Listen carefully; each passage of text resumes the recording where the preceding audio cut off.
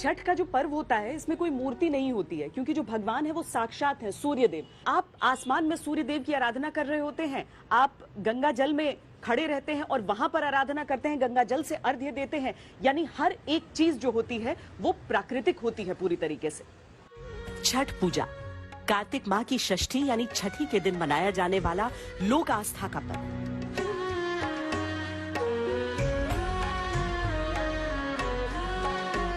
मान्यताओं के प्राचीन इतिहास में सबसे प्राचीन है ऋग्वेद, और ऋग्वेद में भी इस पर्व का उल्लेख मिलता है। सूर्यात्मा जगतस्थस्थस्थ्युश्चः, सूर्य को जगत की आत्मा, शक्ति व चेतना होना उजागर करता है। यानी ये पर्व तब से है जब से सृष्टि के चिन्ह मिलना शुरू होते हैं। इस महापर्व को सूर्य के जन्मोत्सव के रूप में मनाया जाता है।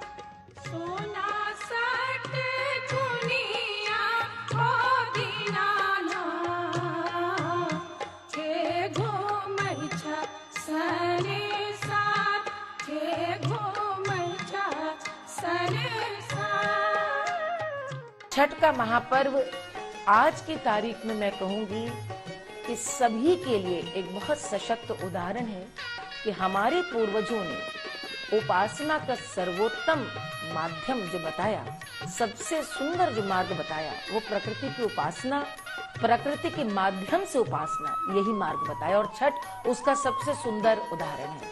आप देखें, हम उपासना करते हैं प्रकृति की, यानी कि सूर्य भगवान की, और इस पूजा में जो भी सामग्रियां प्रयोग में भी लाई जाती, वो सब इस समय मौसम में जो कुछ भी प्रयोग होने वाला है, जो कुछ भी उगता है, हमारी धरती माँ जो कुछ हमें देती है, उसी से हम उपासना करते हैं। कहा जाता है कि त्रेता युग में लंका विजय के पश्चात श्री राम ने राम राज्य स्थापित करने के लिए कार्तिक शुक्ल की षष्ठी यानी छठी तिथि पर उपवास किया। ये सूर्य उपासना की आज की ही मान्यता का प्राचीनतम रूप है। मेरी दादी माँ मनाती है छठ, और इसमें 3-4 दिन तक बिल्कुल भूखे पेट रहना होता है, कुछ भी नहीं खाना होता है, और मुंह में कुछ ना जाए इसलिए ब्रश भी नहीं करना होता है, तो काफी मुश्किल होता है, मुझे तो लगता है। छठ पूजा तो करके हम लोग को बहुत अच्छा लगता है। ये भी माना जाता है कि द्वापर में कर्ण जल में खड़े होकर सूर्य को अर्घ्य दिया करते थे। द्रौपदी भी छठ तिथि पर ये पर्व मनाया करती थी। इसको महापर्व कहते हैं। सब लोग आए हैं घाट पे, घाट काफी अच्छा है। आज खरना है, शाम में प्रसाद बनेगा गंगा जी के पानी से, और फिर कल पहली अरग और परसों दूसरी अरग है।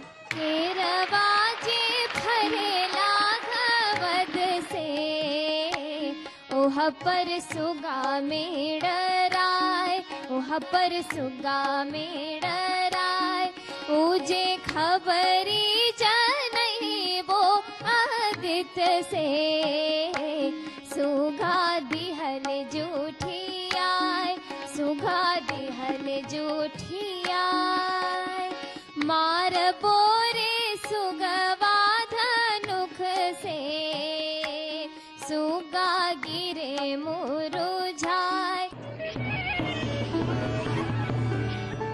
युग बदले, सदियां बदली, शताब्दियां बदली, दशक बदले, लेकिन सूर्य उपासना और प्रकृति पूजन के इस पर्व की मान्यताएं नहीं बदली।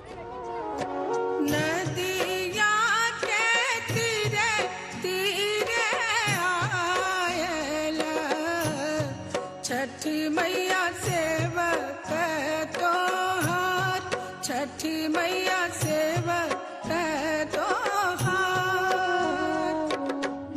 छठी मैया के साथ सूर्य देव की उपासना तो की ही जाती है, लेकिन उनकी पत्नियों उषा यानी उदय की देवी और प्रत्युषा यानी अस्त की देवी को भी अर्घ्य देने की मान्यता है।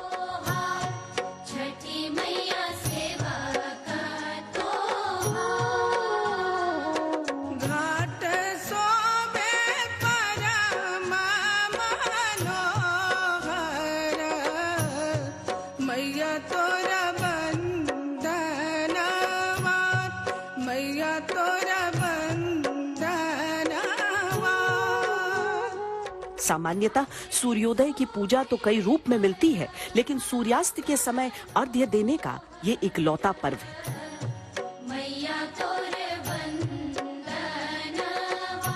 एक तो प्रकृति के प्रति हमारे आदर का प्रतीक है, दूसरा भारतीय संस्कार और सभ्यता एक ऐसी सभ्यता है जो केवल विजय का पर्व नहीं मनाती, वो मनुष्य के उदय और अवसान को समान भांति रखती है।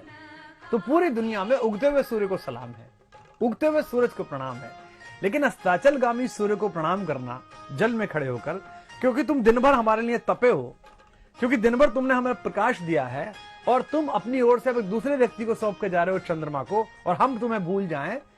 ये जो काल रात्रि है, एक तरह से ये जो रात और दिन है, मनुष्य के जीवन का प्रतीक है।